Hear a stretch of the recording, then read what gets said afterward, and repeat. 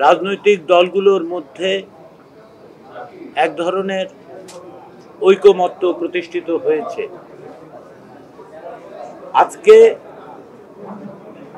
আমি মনে করি, কমিশনের পক্ষ থেকে আমরা মনে করি যে আজকে জুলাই জাতীয় সনদ 2025 বাস্তবায়নের ব্যাপারে একটি উল্লেখযোগ্য অগ্রগতি সাধিত হয়েছে। জুলাই জাতীয় সনদ 2025 বাস্তবায়নের জন্য জনগণের অংশগ্রহণ নিশ্চিত করা, তাদের সম্মতির জন্য একটি গণভোট অনুষ্ঠানের ব্যাপারে সকল রাজনৈতিক দলই একমত হয়েছেন।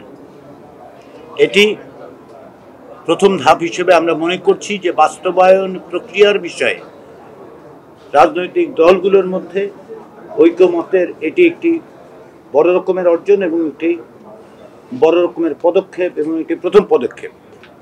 আমরা অত্যন্ত আশাবাদী যে অন্যান্য বিষয়গুলোতেও আমরা রাজনৈতিক দলগুলোর মধ্যে এই ঐকমত্য গড়ে তুলতে পারব। ফেব্রুয়ারির নির্বাচনের মধ্য দিয়ে যে আইনসভা তৈরি হবে, সেই আইনসভা যেন মৌলিক সাংবিধানিক সংস্কারগুলো করতে পারে এবং তাকে টেকসই করতে পারে, তার জন্য এই আইনসভাকে এমনভাবে চিহ্নিত করা দরকার বা আলাদা বৈশিষ্ট্য দেওয়া দরকার, যাতে করে এই সংস্কারগুলোকে যারা জুলাই সনদের ভিত্তিতে যে সমস্ত সংশোধন, সংযোজন, বিয়োজন, পরিবর্ধন, পরিমার্জন হবে, সেগুলো যেন টেকসই হয়।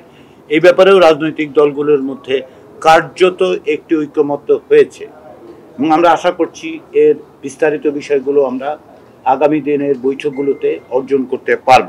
ইতিপূর্বে বিদ্যমান সংবিধানের 106 অনুচ্ছেদের মাধ্যমে সুপ্রিম কোর্টের মতামত নেওয়ার জন্য বিভিন্ন রাজনৈতিক দলের পক্ষ থেকে বলা হয়েছিল। এখন অধিকাংশ দলই এইরকম মত দিচ্ছেন যে 106 অনুচ্ছেদের আওতায় সুপ্রিম কোর্টের মতামত নেওয়ার প্রয়োজন নাও হতে পারে।